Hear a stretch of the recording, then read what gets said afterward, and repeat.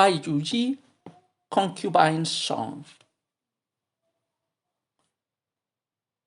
Tears soak her silk scarf, dreams are out of reach.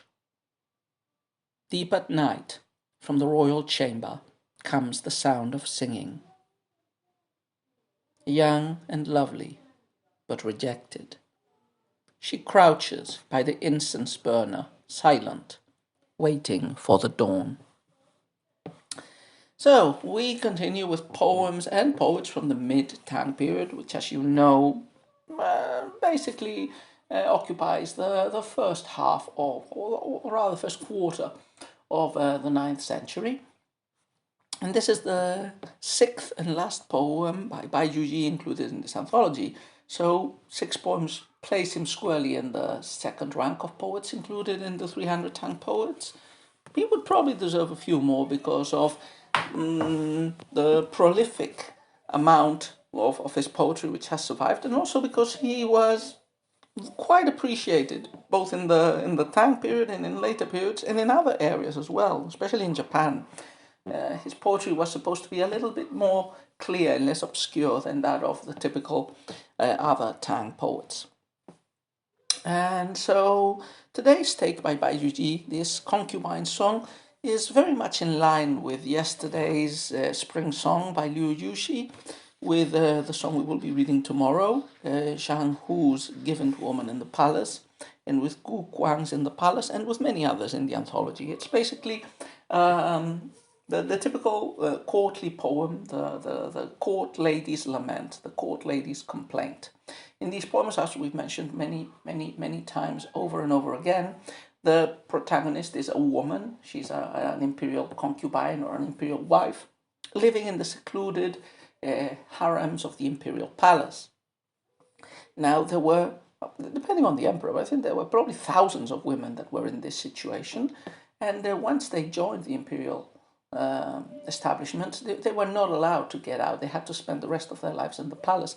And for most of them, this sort of life would have included some positive aspects like physical security and food and shelter and so on. But at the same time, it would have been, for those that did not court and achieve success in getting the imperial favor and visits, it would have been a pretty dull and lonely life. And it's frustrating in some aspects without the possibility of having a satisfactory sentimental relation, getting married, having children, and so on and so forth. So the lament of these sorts of persons, it can be interpreted in different ways. It might be a lament at not being able to court the emperor's favor or retain it, but it also might be just a lament of not wanting this secluded prison-like life, even if it's a gilded cage. So this poem specifically, fits completely into this bill. So the topic of the poem is a concubine's complaints at being alone in the palace while the emperor is having fun with others. Happiness for others, but not for one. And loneliness, sadness. And not much else really. We can just go couplet by couplet and comment some of the images and the makeup of the poem. So first couplet. Remember, the first couplet usually sets the background, and that's the case here as well. We get the chronotope, the time and place in which the action is taking place. Tears soak her silk scarf. Dreams are out of reach. Deep at night, from the royal chamber, comes the sound of singing. So the first line tells us indirectly that it's nighttime. And it also tells us, rather more directly, that the protagonist, the poetic persona, who is being focused through the poem, and not the poetic persona, the poetic persona would be the speaker of the poem, and the speaker here does not seem to be the woman. There seems to be an objective narrator, who, like the omniscient narrator of prose, just sees everything. Even though, and this peeping Tom attitude is also, I think, an important element of these palace poems where, the scholars get some vicarious pleasure in imagining the beautiful, jaded and sad women of the secluded quarters which only the emperor and the eunuchs have access to. So In the first couplet, we get this view and we get the feelings. Tears soak her silk scarf. There's no need to say that she's sad. Her white scarf is full of tears, so she has been crying all night long. And we know it's night because of the second part of the line, dreams are out of reach. Why are dreams out of reach? Well, this is the sub-theme of wakefulness at night. She's unable to sleep. She spends all the night awake crying, and therefore dreams are out of reach. Dreams generally provide some solace, and in the case of separation, lover separation, there's this conceit that in your dreams you can visit the other person, but such stoppage to sorrow is not granted the concubine, who stays awake all night. If it were not clear enough, the next line clearly says, deep at night.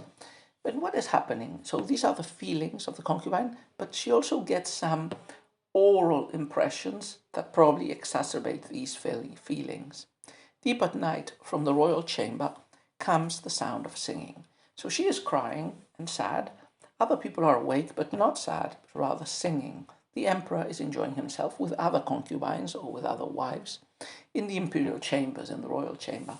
So although she does not get to enjoy the imperial presence, she gets, as a tantalizing punishment of sorts, she gets the sound of other women who are enjoying the imperial presence.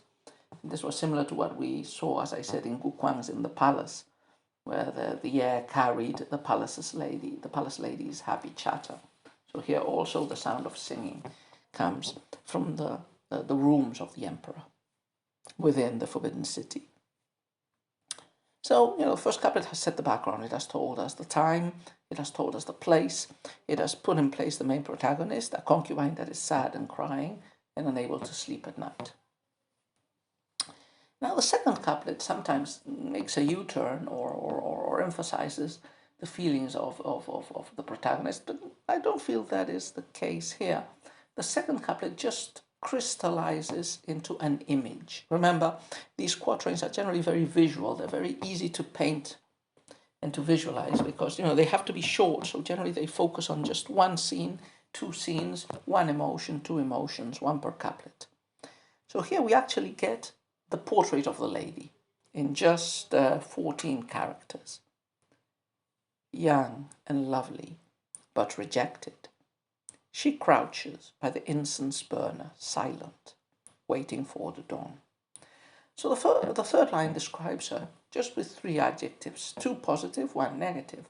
So she is young and lovely, as would be appropriate for an imperial concubine, but she is rejected for some reason or other, whether not being aware of her mere existence or maybe not liking her for some reason or other. She's this beauty, but she is rejected, so she is lonely and sad. What does she do in this long sleepless night? Well, she waits for the dawn, when she probably will be able to move around and do other activities besides waiting, because there will be light. But she waits, she crouches, silent, by the incense burner.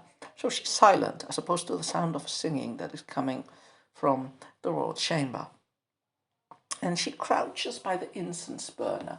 Now, of course, incense burners were objects of luxury and beauty, and there were abundant ones in the imperial palace, some of them made in precious metals. We've encountered a poem, I remember, I think it was by Li Shangjing, about an incense burner as well. And she's around the incense burner, receiving its lovely perfume, its lovely smell, being infused with it. But, I think the incense burner, apart from being an object that is associated with the woman in the image, also acts as a symbol of sorts. I mean, the incense burner is probably a beautiful object, like the concubine is a beautiful object, from the perspective of the poet. The incense, the beautiful perfume, is like the beauty of the woman, perhaps her virtue. It's consuming itself, it's burning away. And just as the woman is pining away, she's burning away in this solitary, enforced seclusion in the imperial palace with no one appreciating her. So it acts as an object, but I think it acts very well also as a symbol, as a metaphor for the concubine herself, who burns, who is consumed all night long. That consuming also, I don't know, in a way represents the passage of time, the slow burning, both for this night and for all the nights of loneliness that the concubine is going to experience in the future. And I think that's it. So a pretty conventional piece, the pretty typical concubine's lament or abandoned princess lament. It's quite interesting in to see at least how Juyi tackles this pretty conventional topic.